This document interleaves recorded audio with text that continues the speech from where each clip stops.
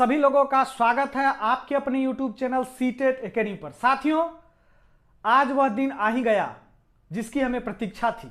साथियों, मैं बात कर रहा हूं नियमावली 2023 की।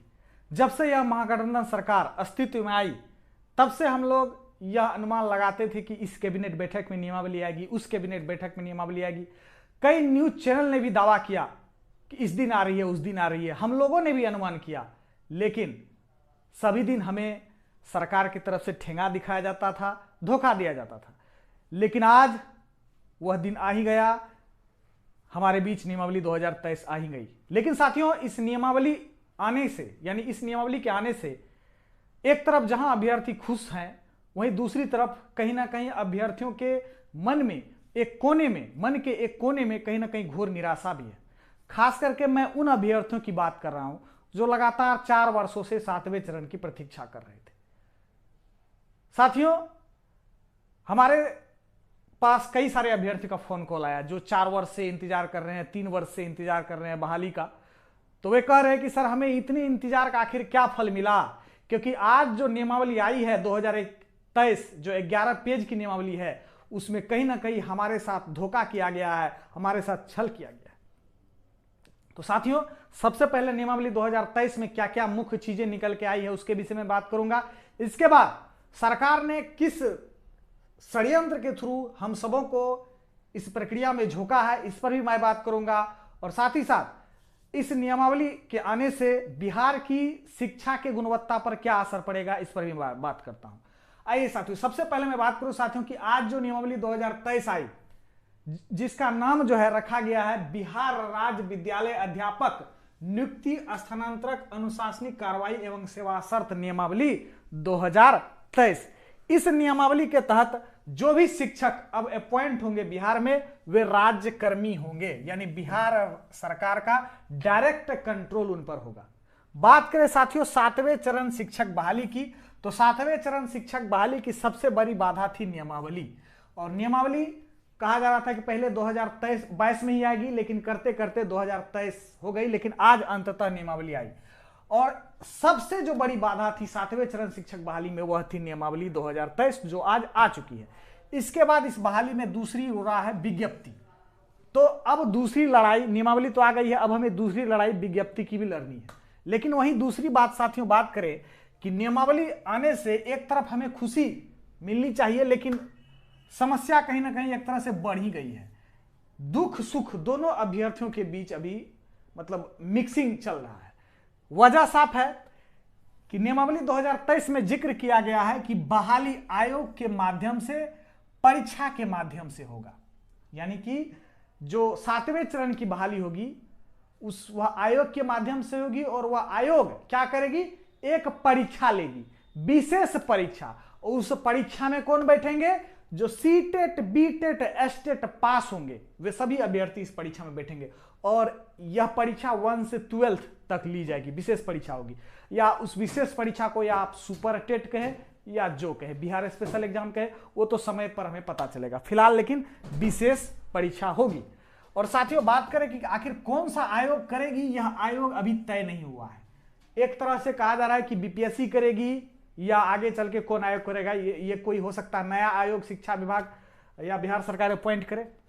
साथियों, इस डिसीजन के आने से, चूंकि बहाली आयोग के माध्यम से होगी और उसमें परीक्षा ली जाएगी, इस डिसीजन के आने से अभ्यर्थी 2 भाग में विभक्त हो गए। जो हमारे पास फोन कॉल आए हैं, एक अभ्यर्थी जो लगातार 3-4 साल से इंतजार कर रहे हैं बहाली का, चूंकि मैं देखिए दोनों पक्ष पर बात करूंगा, और जो मेन पॉइंट नियमावली को लेकर के आए हुए हैं उस पर मैं बात करूंगा। और कल मैं सुबह में डिटेल नियमावली का पीडीएफ ही आपको वीडियो उपलब्ध कराऊंगा कि आखिर क्या क्या है। तो 2 टाइप के अभ्यर्थी हैं। एक कह रहे हैं कि सर, ये जो परीक्षा ली जाएगी आयोग के माध्यम से, तो ये बहाली डिले कराएगा, सरकार को जो है पैसा नहीं है, और सरकार बहाली जो है 2024-25 लोकसभा विधानसभा दोनों का मजा लेना चाहती है इस बहाली के को मोहरा बना करके। तो ये उन्हीं का परिणाम है। और 4 वर्षों से हमारे जो इंतजार है, हमने जो इतना आंदोलन किया, इससे हमारा क्या, इससे हमें क्या मिला। यानी कि बहाली, अब इनका कहना है कि अगर बहाली आयोग के माध्यम से परीक्षा के द्वारा ली जाती है, तो क्या गारंटी है कि इस परीक्षा में धांधली नहीं होगी। दूसरी, क्या गारंटी है, और आगे उनका यह भी कहना है कि क्या गारंटी है कि बिहार सरकार समय पर एग्जाम करा लेगी, 6 महीने के अंदर एग्जाम करा लेगी।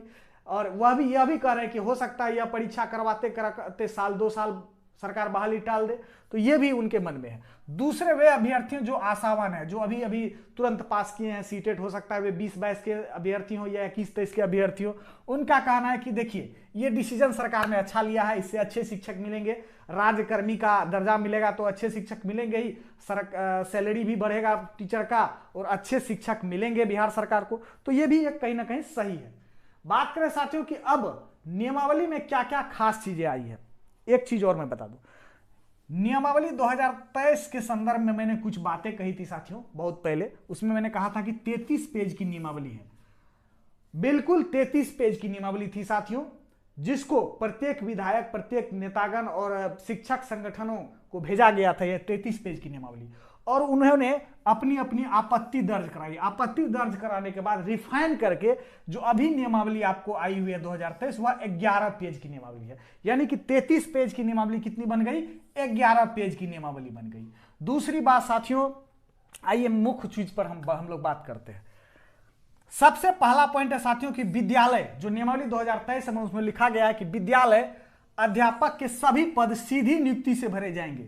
सीधी नियुक्ति कहने का मतलब है, जो हमें इसका अर्थ समझ में आ रहा है, हालांकि आप कमेंट में बताइए कि जो प्रमोशन का झोल चल रहा था कि 6 to 8 में 50% सीट प्रमोशन से भरा जाएगा या 11-12 में 50% सीट प्रमोशन से भरा जाएगा, तो वो प्रमोशन वाला चीज खत्म हो गया है। कहीं ना कहीं ये आम अभ्यर्थियों के लिए तो अच्छी खबर है, लेकिन जो पहले से शिक्षक है 1 to 5 में जो चाह रहे थे कि हमें प्रमोशन मिलेगा, उनके लिए बुरी खबर है। तो हो सकता है कि यहां पर भी कुछ मामला फंस सकता है, लेकिन अभी नियमावली में साफ है कि विद्यालय अध्यापक के सभी पद सीधी नियुक्ति से भरी जाएंगी। 6 to 8 में 50% प्रमोशन, 11-12 से 50 प्रमोशन की बात नहीं कही गई है।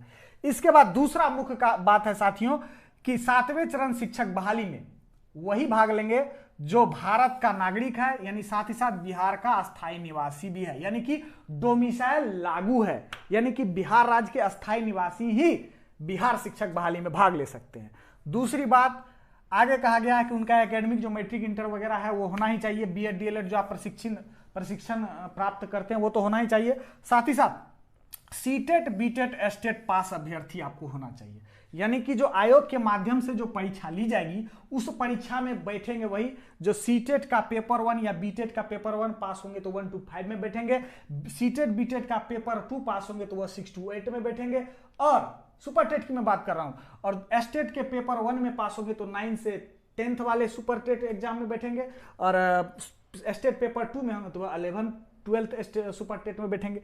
इसके बाद जो सबसे बड़ी समस्या थी साथियों उम्र को लेकर के, 1 to 5 में जो उम्र रखी गई है वह 18 वर्ष, 6 to 8 में 18 वर्ष, यानी कि जो अभ्यर्थी लगातार चिंतित थे कि 21 वर्ष है क्या, नहीं, बिल्कुल नहीं। 1 to 5 और 6 to 8 दोनों में न्यूनतम उम्र 18 वर्ष है, और 9 से 12 के लिए 21 वर्ष न्यूनतम है, और जो मैक्सिमम उम्र है उसमें 10 वर्ष की छूट दी गई है, जो राज्य सरकार अमूमन अपने बहाली में जितना उम्र देती है उसमें से 10-10 वर्ष आप बढ़ा लीजिएगा। दूसरी बात साथियों, सबसे बड़ी बात कही गई कि 1 to 8 की शिक्षक बहाली में 50% पद महिला के लिए आरक्षित रहेंगे, यानी कि जो 80,000 सीट की बहाली की घोषणा की गई है उसमें से 40,000 पद जो अभी हमें शुरुआती नजर आता है, ये तो छठा चरण का कितना क्या पद है उसको जो है पहले जो कहा जा रहा था कि सीट तोड़ा जाएगा कि नहीं जाएगा, ये सब चीज को मैं साइड कर दूं तब, यानी कि 80,000 में से 40,000 पद महिला के लिए आरक्षित होगा। दूसरी बात जो हम लोग सबसे बड़ी मांग कर रहे थे कि महिला की सीट रिक्त रह जाती है, छठे चरण में भी रिक्त रह गई थी, तो महिला के रिक्त सीटों पर उसी कोटि के पुरुषों को मौका दिया जाए, तो ये बातें नहीं मानी है। तो पहला विवाद का विषय यह है कि महिला के रिक्त सीट पुरुषों को मौका नहीं दिया गया है। दूसरा विवाद यह है कि प्रमोशन वाला सीट का मामला है, यहां पर शिक्षक जो पहले से है इस चीज पर आपत्ति दर्ज कराएंगे। दूसरी बात, अब साथियों जिला स्तर पर, यानी कि जिला स्तर पर ही रिक्ति की गणना होगी और रोस्टर क्लियरेंस होगा, यानी कि कहने का मतलब है कि जिला संवर्ग के तहत ही शिक्षक अभ्यर्थियों की नियुक्ति होगी, यानी 38 जिला संवर्ग बनाया जाएगा और जिला स्तर पर ही जो है रिक्ति गणना होगी, रोस्टर क्लियरेंस होगा, उसको शिक्षा विभाग भेजेगा, फिर आयोग भेजा जाएगा उसके बाद। और राज्यकर्मी तो मैंने बता ही दिया कि अब जो भी शिक्षक अपॉइंट होंगे बिहार में, जो आयोग के माध्यम से परीक्षा लेकर के जो अपॉइंट होंगे वे राज्यकर्मी का दर्जा पाएंगे। दूसरा बात, जो परीक्षा लेगी सुपर टेट आयोग, उसका पाठ्यक्रम जो है आयोग प्रशासनिक विभाग के परामर्श से तय करेगा, उसका पाठ्यक्रम क्या होना चाहिए। दूसरी बात, जो ये आयोग परीक्षा लेगी, जो मतलब सीटेट, बीटेट, एसटेट जो पास किए हुए अभ्यर्थी हैं वही आयोग का जो सुपर टेट एग्जाम लिया जाएगा उस वह बैठ सकते हैं, लेकिन उसमें मैक्सिमम 3 बार ही मौका दिया जाएगा। यानी कि 7वां चरण, 8वां चरण, 9वां चरण, 10वां चरण, 11वां चरण, चाहे जितना भी चरण हो, लेकिन कम से कम सीटेट, बीटेट, एसटेट पास अभ्यर्थी हैं तो 3 बार ही मौका लगेगा आपको। या तो आप 7वां चरण में दीजिए, या तो 8वां चरण में दीजिए, या तो 9वां चरण में दीजिए। खैर इसमें बहुत बड़ा दिक्कत नहीं है, बीपीएससी में भी हुआ था, फिर आंदोलन करके 4-5 करवा दिया गया, तो ये 3 बार तो ये आंदोलन करके भी बाद में बढ़ा जा सकता है। दूसरी बात, अनुकंपा के लिए अलग से नियम बनाने की बात कही गई है। तो साथियों, कुल मिलाकर के आप यही समझे कि यह नहीं है बहाली निकालेगी, यह भी क्लियर है, लेकिन अंततः ये जो नियमावली है, इस नियमावली में सरकार का ही अंततः फायदा है। देखिए, आयोग के माध्यम से बहाली लेगी सरकार तो निश्चित रूप से 2-3 साल, ये 2 साल, हमें लगता है कि 1.5 साल बहाली तो जाएगी। 23 का आधा जाएगा, 24-25, ये लगभग 2-2.5 साल का खेला हमको नजर आता है। तो कहीं ना कहीं पहला बात यह भी है कि सरकार को रेवेन्यू 2-2.5 साल का बचेगा, इनको समय मिल जाएगा बहाली को टालने का। 24-25 एग्जाम के थ्रू टालते रहेगा, लोकसभा विधानसभा सब लाभ लेगा। और फिर ये जिस तरह से नियमावली बना है प्रमोशन वाला, फिर महिला के रिक्त सीट पर पुरुष को मौका नहीं, फिर रोस्टर आदि सब केस वगैरह में भी ये मामला हमको लगता है जा सकता है। लेकिन फिलहाल मैं साथियों यही कहूंगा कि मामला आखिर जो भी हो, हमें सिर्फ अपनी बहाली से मतलब है, ये तो क्लियर है। अब कोई भी अगर कोई आंदोलन हो जाता है कि जिससे हम आयोग से बहाली सरकार लेगी तो परीक्षा वगैरह हम नहीं देंगे, तो ऐसा कुछ होने वाला नहीं है। ये सरकार तानाशाही सरकार है। अब जब वह तय कर चुकी है हम आयोग के माध्यम से सुपर टेट लेंगे तो वह लेगी, चाहे कितना भी कुछ हो गया हो।